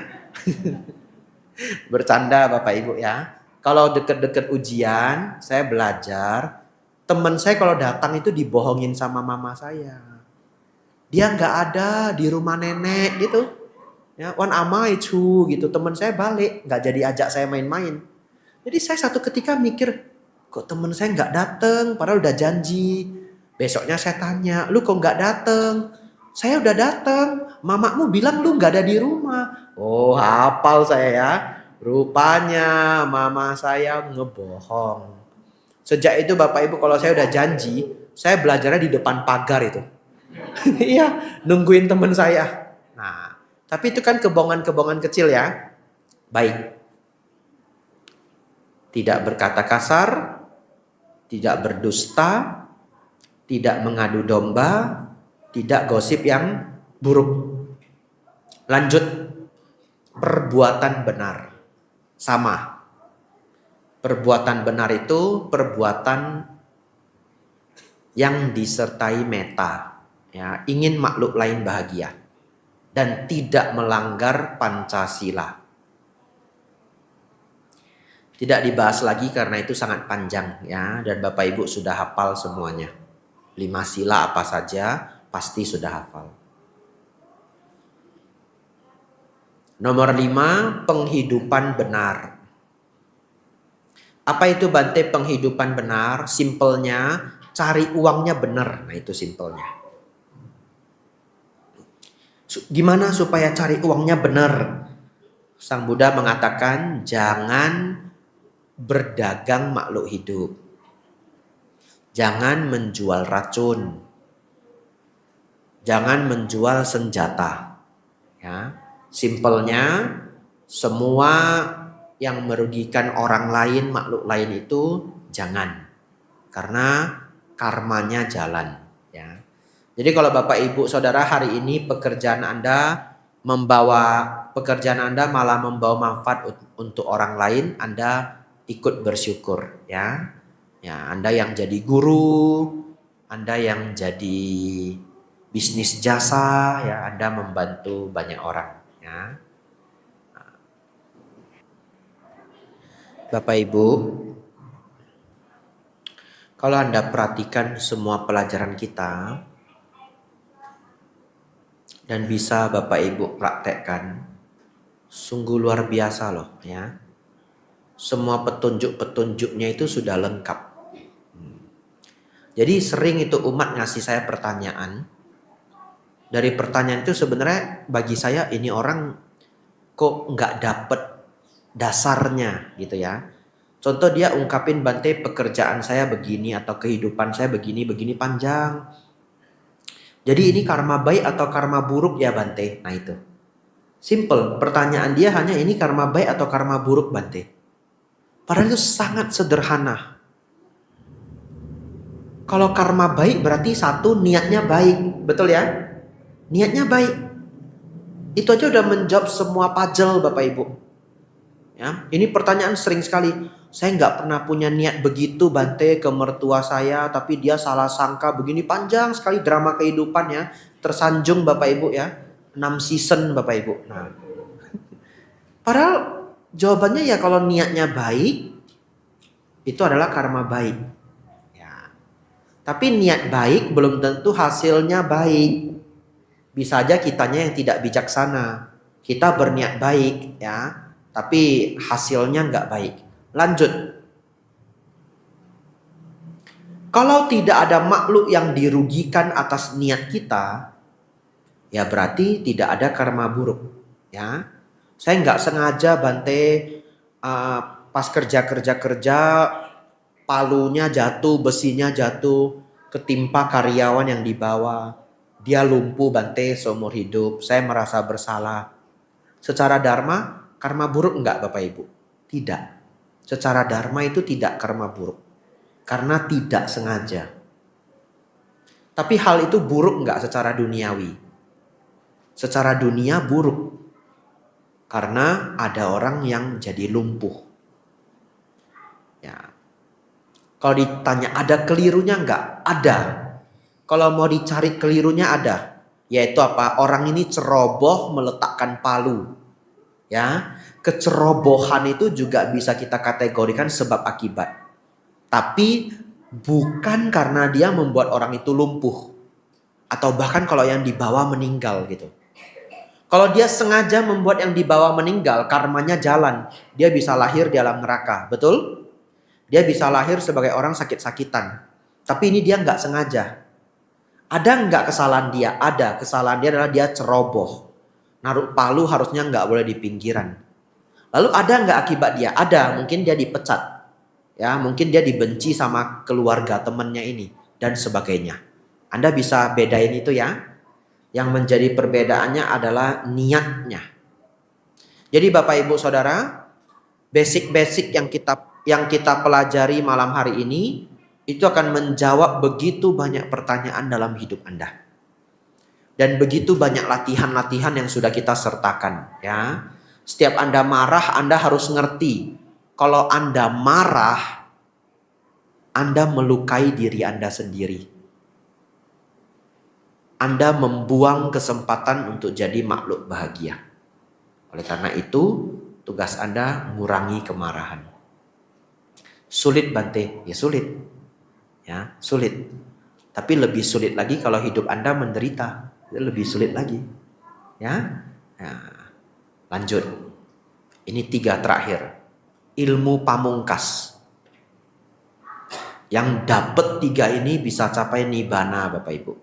Ya. Mana tahu nanti ada yang mencapai arahat, lapor ke saya. Ya. Nomor 6. Usaha benar. Hafal Bapak Ibu ya. Setelah dihafal, praktikkan. Usaha benar adalah usaha agar pikiran buruk yang belum muncul diusahakan tidak muncul. Pikiran buruk yang sudah ada dilenyapkan. Pikiran baik yang belum muncul diusahakan agar muncul. Pikiran baik yang telah ada dikembangkan. Saya ulangi ya. Pikiran buruk yang belum muncul diusahakan tidak muncul. Pikiran buruk yang sudah ada dilenyapkan. Pikiran baik yang belum muncul diusahakan agar muncul. Pikiran baik yang sudah ada dikembangkan.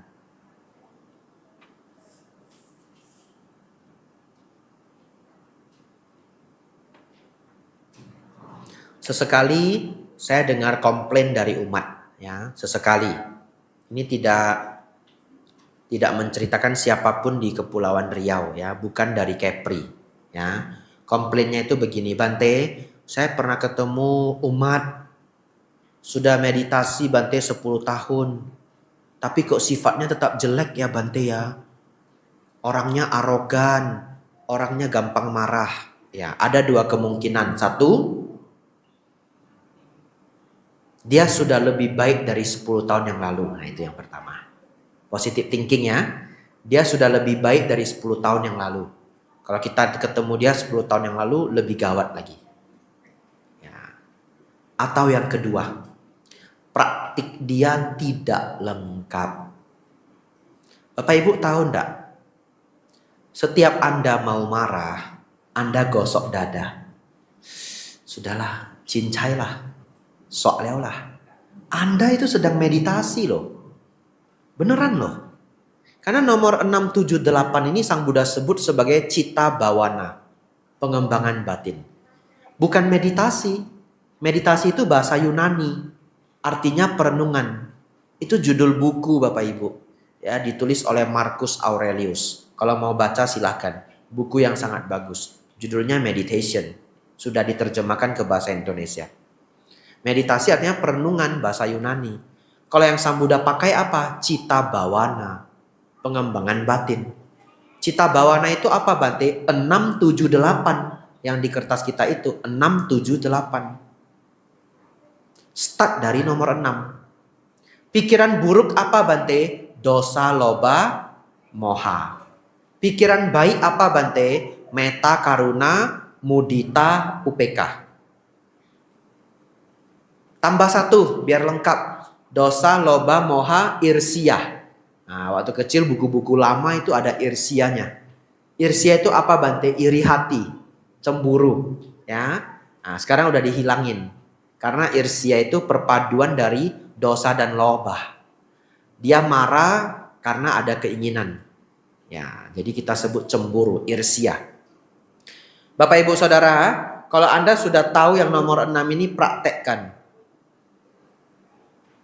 Setiap muncul ketidaksenangan, kekesalan, Anda merasa kok saya nggak dihargai, Anda merasa cemburu, apapun itu, lenyapkan. Ya, kalau sudah muncul, lenyapkan. Maksudnya gimana Bante? Baik. Bapak Ibu yang ada di ruangan ini, nanti pulang rumah, di atas ranjang Anda sebelum tidur, coba Anda cari, Anda masih ada benci satu orang nggak? Itu ya, itu simpelnya. Cari aja satu orang yang Anda benci. Kalau masih ada, praktek yang nomor 6 ini. Buang kebencian Anda. Caranya bagaimana? Pakai semua dharma yang sudah Anda pelajari 2 hari ini. Sudahlah, manusia ada kelirunya. Manusia ada dosa loba moha. Manusia tidak sempurna. Dia cuma mau bahagia tapi caranya salah. Apapun dharma yang Anda pelajari dari Bante Panyawaro, Bante Utamo, Bante Adiratano, biku-biku yang sering datang, Bante Gutta, Bante Abijato. Tidak tahu kalimat yang mana yang cocok di kalimat di diri Anda. Betul ya? Karena dharma kan begitu luas. Kalimat Sang Buddha misalkan, semua orang pernah menjadi ibu kita di kehidupan lampau. Apakah selayaknya kita benci ibu kita sendiri? Itu ada di Sutta. Kalau kalimat itu paling pas di Anda, pakai. Ya, Anda pakai kalimat-kalimat dharma ini, kurangi kebencian Anda. Mungkin butuh 6 bulan, baru kebenciannya banyak berkurang. Gak apa-apa. Anda sudah latihan yang nomor 6. Kapan Anda tahu kebencian itu berkurang? Pas ketemu. Ya, pas jumpa orangnya, coba duduk di sebelahnya. Kocak elok bo. Ya. Nah, coba duduk di sebelahnya ya. Kalau Anda duduk di sebelahnya, makan masih enak. Oh sudah oke nih saya ya. Kebencian sudah berkurang. Nah, tapi kadangkala kita berpikir, wah kita sudah hebat ini, sudah tidak ada kebencian ya. Begitu duduk di sebelahnya, panasnya naik sampai rambut ini berdiri semua. Nah, ciak belok ya, makan tidak bisa turun. Berarti Anda masih benci. Kebencian itu tugas di pikiran kita. Tapi setelah itu Anda mau kerjasama dengan orangnya, mau satu kelompok dengan orangnya atau tidak, itu urusan lain. Ngerti enggak? Saya nggak mau lagi Bante ketemu dia, yang nggak apa-apa. Saya nggak mau lagi Bante punya proyek sama dia, nggak apa-apa. Bante saya nggak bisa lagi kalau bareng dia, nggak apa-apa. Nggak bisa lagi ketemu, nggak mau lagi kerjasama, nggak apa-apa. Tapi yang perlu dilenyapkan adalah kebenciannya. Ngerti nggak membedakan ini? Ya, nggak ketemu lagi, nggak kerjasama lagi, nggak apa-apa. Tapi yang kita urus itu adalah kebenciannya. Buang kebencian itu. Anda sedang praktek cita bawana. Ya, nanti pulang cari satu orang yang Anda masih nggak suka. Latihan. Keluarkan meta Anda. Ya. Lanjut. Sebelum lanjut, saya ingatkan lagi, pikiran buruk itu dosa, loba, moha, irsia. Benci, serakah, ego dan kesombongan yang nomor 3 ini. Nomor 4, kecemburuan, ya, iri hati. Buang Bapak Ibu ya, hidup Anda akan jauh lebih ringan. Yang dikembangkan apa Bante? Meta, karuna, mudita, UPK ya, nggak bisa saya jelaskan lagi, waktu kita nggak cukup. Lanjut nomor 7. Perhatian benar. Bapak Ibu dengar baik-baik, karena saya yakin banyak yang tidak ngerti nomor 7 ini. Ya. Simple. Memperhatikan sesuai dengan dhamma itu. Memperhatikan sesuai dengan dhamma. Dalam kurung anicca, dukkha, anatta.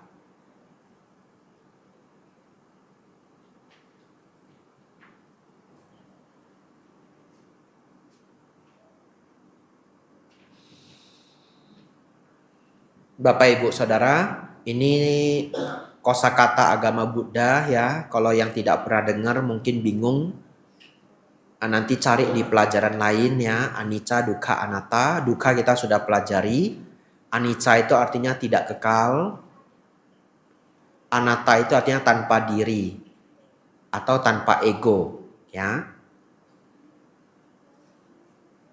Nomor 7 itu adalah memperhatikan sesuai dengan dharma. Saya jelaskan dari yang paling sederhana sampai yang kompleks.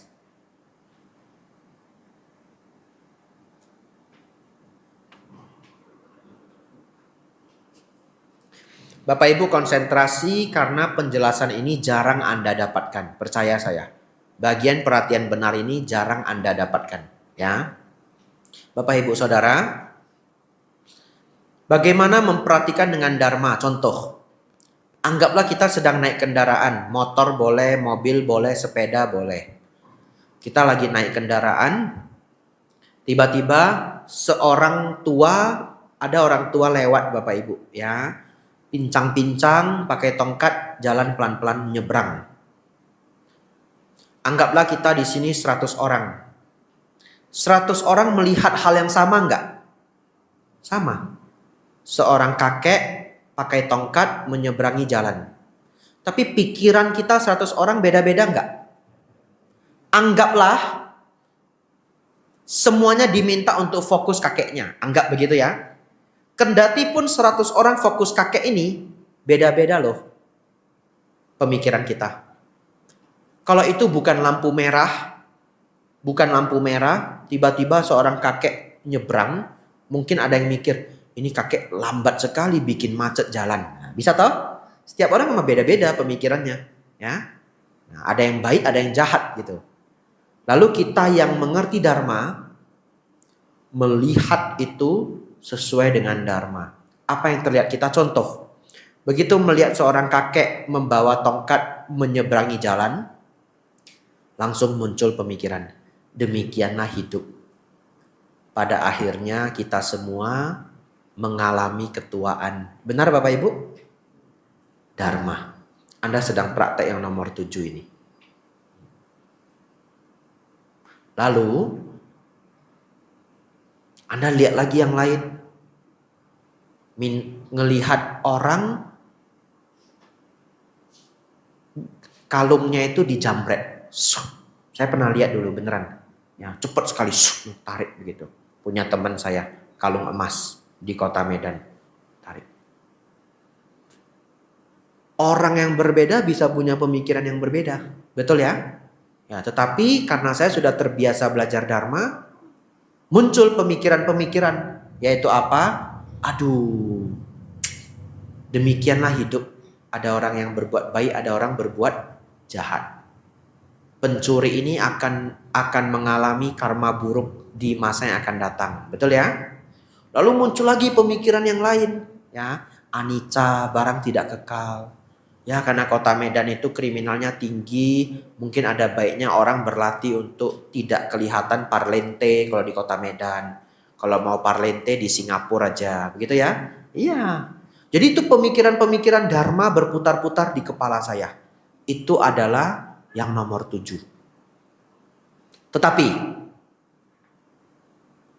apa syarat agar orang bisa praktik yang nomor 7, Bapak Ibu? Punya dharma. Iya toh? Kalau nggak pernah dengar dharma, mungkin nggak dharma itu muncul di pemikiran kita? Nggak mungkin. Makanya yang nomor 7 ini Bapak Ibu catat. Praktek yang nomor 7 ini dimulai dengan mendengarkan dharma. Itu.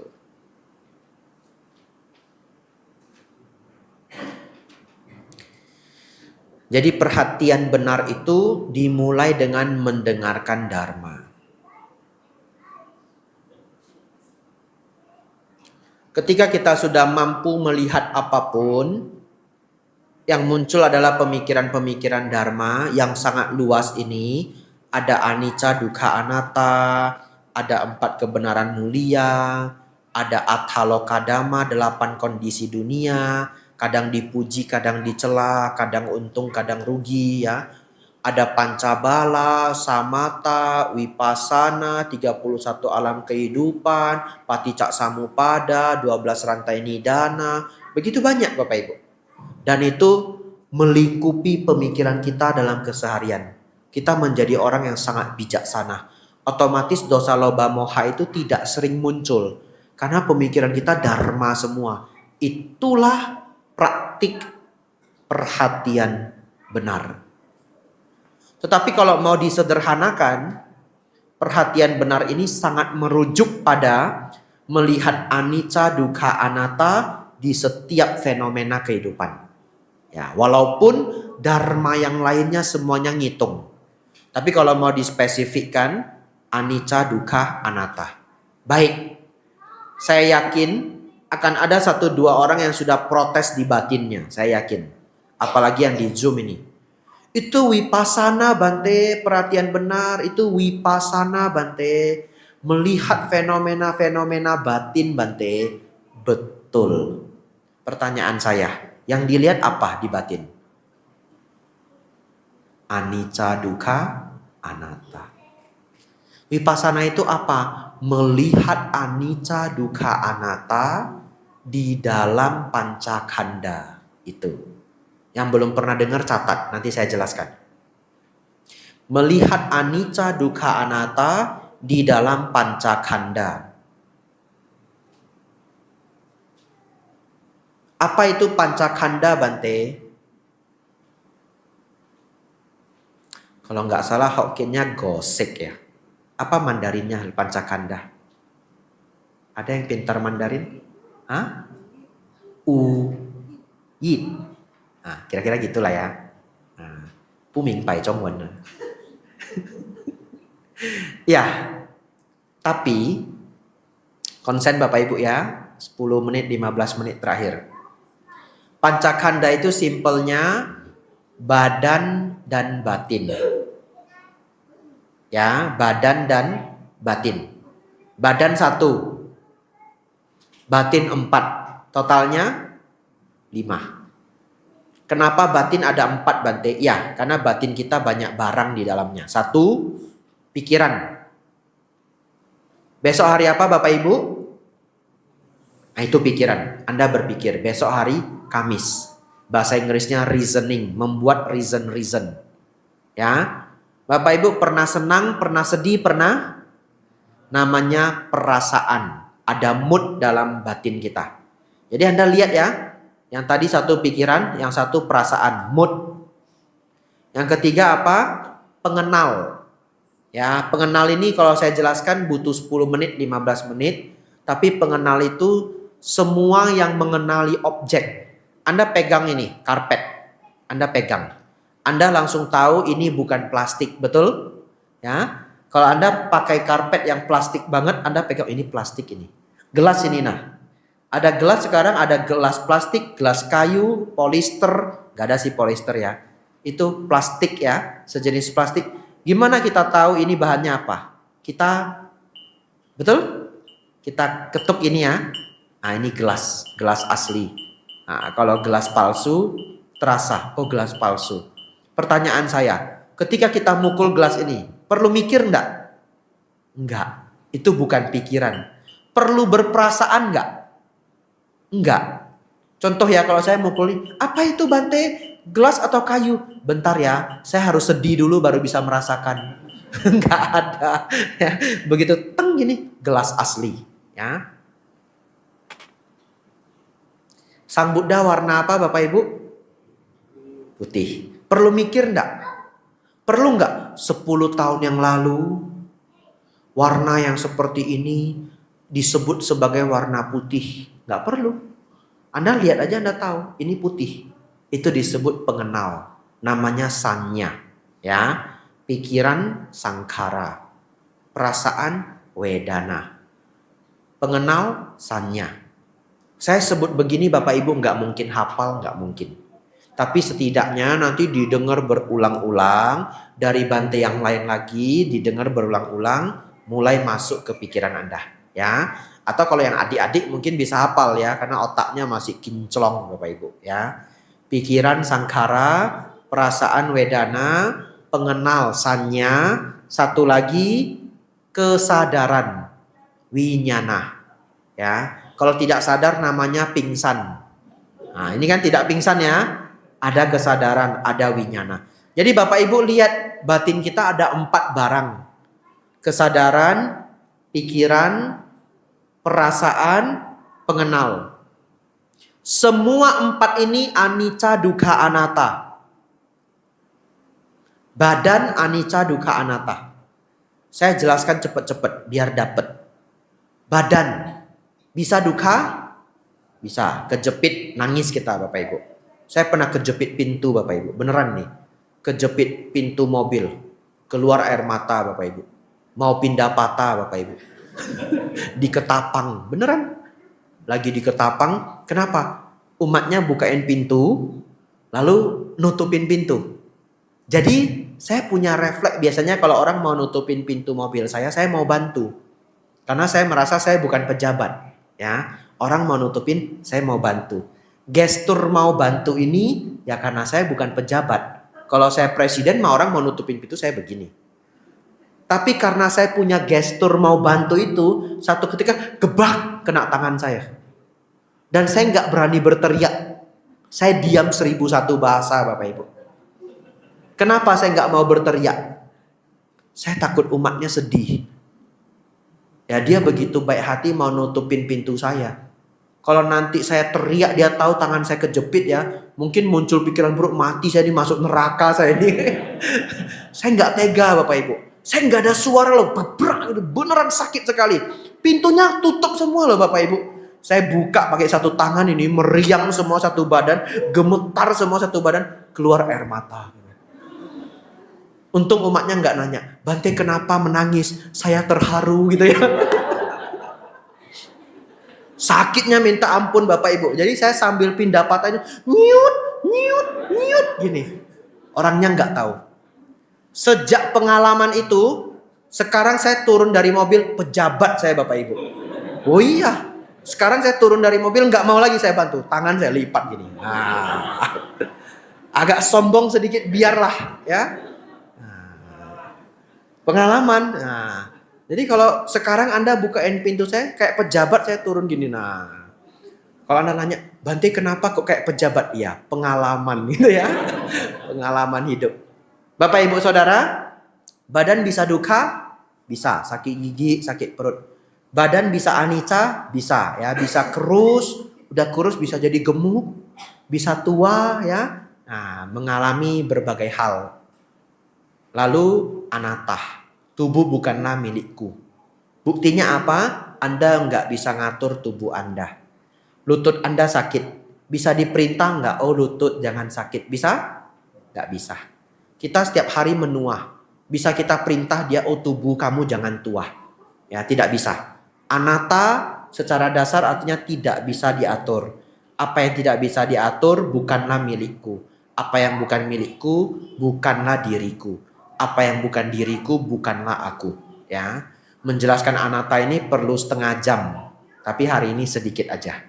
Bapak Ibu Saudara, kita sudah lihat badan ini anicca dukkha anatta. Perasaan bagaimana? Anicca dukkha anatta. Saya ambil satu aja, Anda langsung ngerti. Ada nggak yang di sini pagi moodnya baik, sore moodnya jelek? Ada? Nah, perasaan anicca. Setuju? Setuju. Bisa kita atur sepenuhnya? Nggak bisa.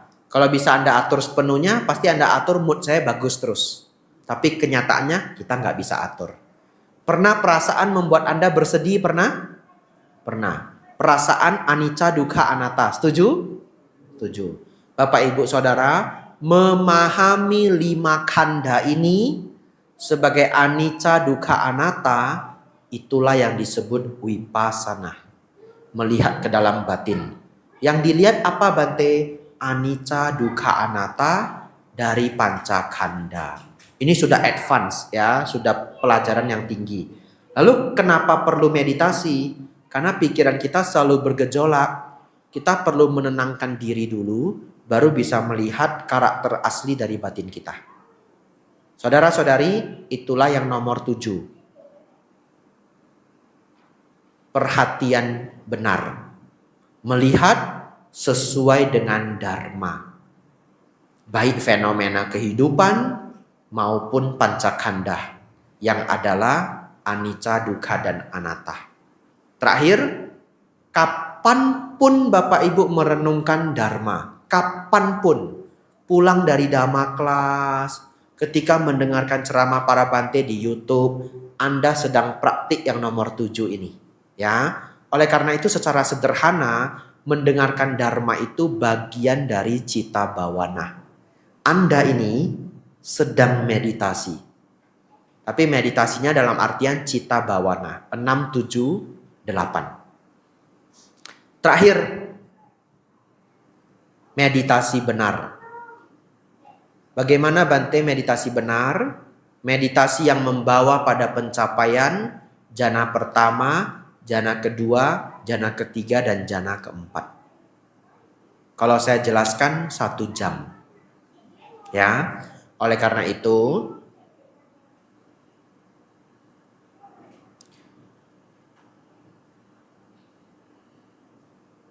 saya sederhanakan. Nomor 8 ini, meditasi benar adalah latihan batin yang membawa pada ketenangan batin tingkat lanjut.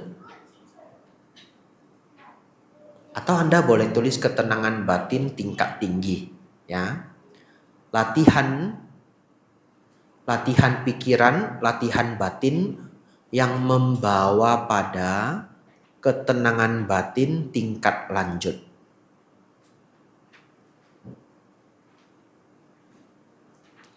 Salah satunya adalah anapanasati. Meditasi memperhatikan nafas masuk dan nafas keluar.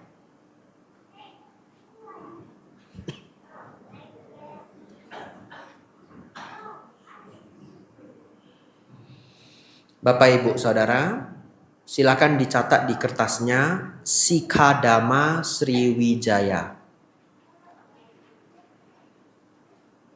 Kalau tidak salah Sikha itu S-I-K-H-A. Entah 1K atau 2K, nanti Anda cek ya. D-A-M-A. Sikhadama Sriwijaya. Itu adalah nama wihara di Palembang, nama lengkapnya Pusdiklat Sikhadama Sriwijaya. Kemarin saya mengajar di sana cara meditasi yang benar, ya, pelajarannya 1 jam. Jadi Anda silakan save pelajaran itu untuk yang nomor 8 ini. karena perlu 1 jam. Lalu ada rekaman talk show di channel itu, ya. Rekaman talk show-nya itu dipimpin oleh Pak Poni Jan Liao. Biasanya kalau Pak Po mau mengisi acaranya itu cukup penting, ya. Hadir 1.500 orang dan ceramah itu saya pikirkan 4 hari, Bapak Ibu. Jadi pelajaran 1 jam. Kalau Anda ada waktu, Anda boleh dengarkan. Tapi sangat umum yang saya bawakan. Ya, sebenarnya ikut Dhamma kelas seperti ini kualitasnya lebih tinggi dari ikut talk show. Ini saya kasih tahu Anda. Jadi Bapak Ibu jangan berpikir talk show di hotel 1.000 orang, 1.500 orang itu pelajarannya bagus sekali. Sebenarnya enggak. Malahan yang lebih bagus itu pelajaran malam seperti ini. Kenapa? Karena kalau untuk talk show, bantenya itu harus bikin pelajarannya umum. Karena yang datang bisa aja non-Buddhis atau umat-umat kelenteng, betul? Talk show itu malah tujuannya supaya orang mau datang ke wihara. Tapi Bapak Ibu ikut kelas Dharma malam seperti ini jauh lebih mendalam. Jadi kalau lain kali Bapak Ibu ada kesempatan saya hadir di Tanjung Pinang buat kelas Dharma malam seperti ini, upayakan hadir Bapak Ibu ya. Ya, karena satu, kalau Anda dengar di YouTube itu capek. Ikut pelajaran begini kalau YouTube nggak sanggup, Anda pasti pindah ke video yang lain. Tapi kalau Anda sudah duduk di sini, Anda bohwat. Iya, Anda harus duduk sampai habis. Bopien bohwat ya. Tapi kalau YouTube Anda dengar ini bosen ini, apalagi nggak pegang kertas, gantilah yang lain. Ya, jadi ini tujuannya. Kenapa saya senang kalau ngajar kelas Dharma malam itu sekarang pakai modul. Di provinsi lain juga begitu. Kalau provinsinya sanggup. Kalau provinsinya nggak sanggup, nggak saya paksain. Ya, cerita hantu, kuntilanak, pocong gitu. Ya, tapi kalau sanggup, saya kasih modul gitu. Jadi ada satu lagi ceramah di sana yang untuk talk show. 1 meditasi. Itu boleh Anda dengarkan. Bapak Ibu silahkan. Ingin menutup mata boleh, ingin membuka mata boleh. Saya rangkum semua pelajaran kita 2 hari ini. Mungkin dalam waktu 5 menit. Anda masukkan ke dalam batin Bapak Ibu Saudara. Dan diupayakan untuk dilatih. Demikianlah ajaran terpenting Sang Buddha. Yakni 4 kebenaran mulia.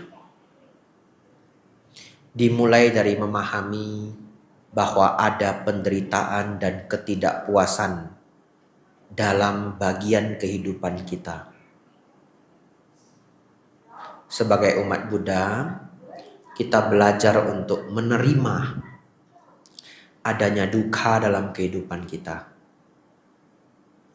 Mengambil duka sebagai guru, mengambil duka sebagai pelajaran.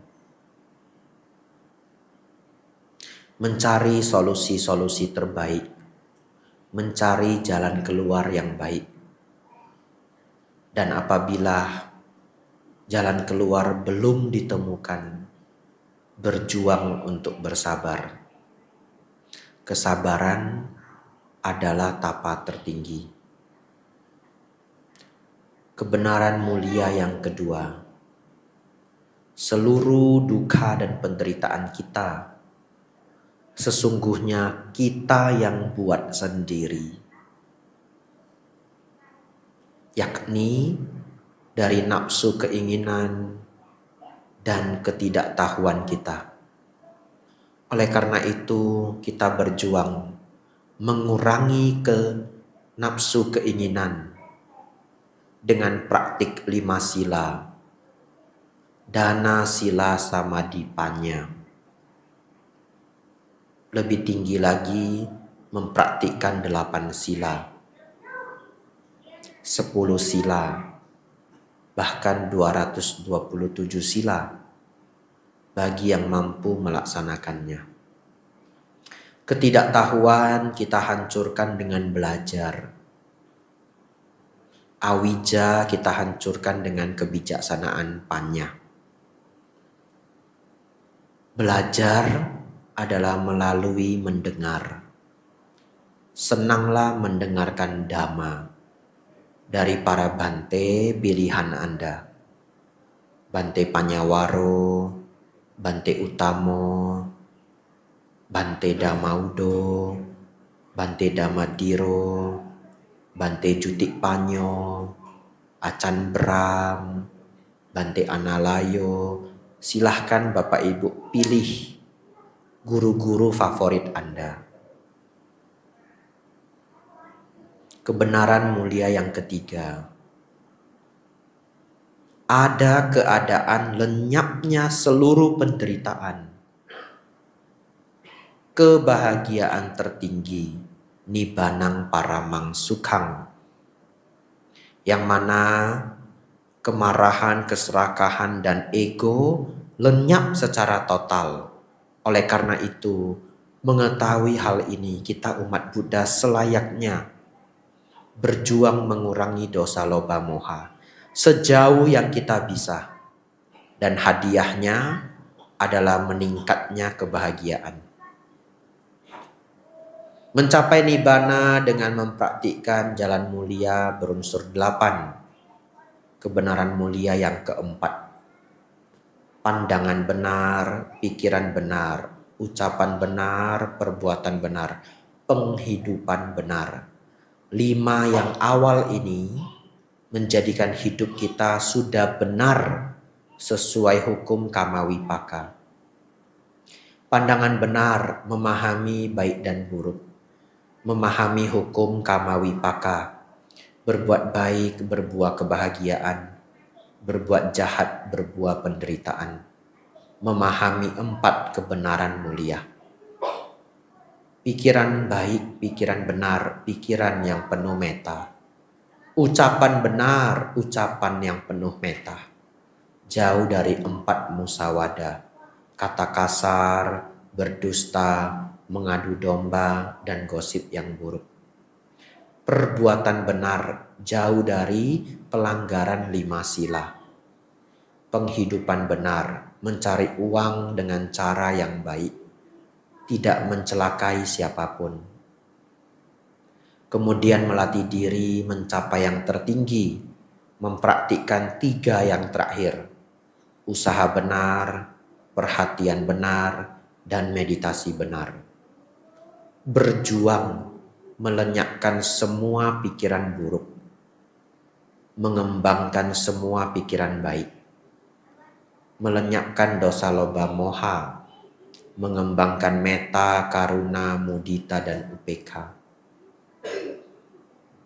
Praktik perhatian benar, vipassana, memahami anicca dukkha anatta, baik dalam kehidupan sehari-hari maupun di tingkat pancakanda. Mengambil dharma sebagai filosofi hidup kita, sebagai jangkar hidup kita. Apapun yang kita pikirkan, dharma selalu muncul. Lalu berjuang menenangkan pikiran yang selalu penuh gejolak ini. Yang ke-8, meditasi benar. Demikianlah keseluruhan 4 kebenaran mulia hingga praktek jalan mulia berunsur 8 yang sudah diturunkan, diajarkan Sang Buddha untuk kita semua.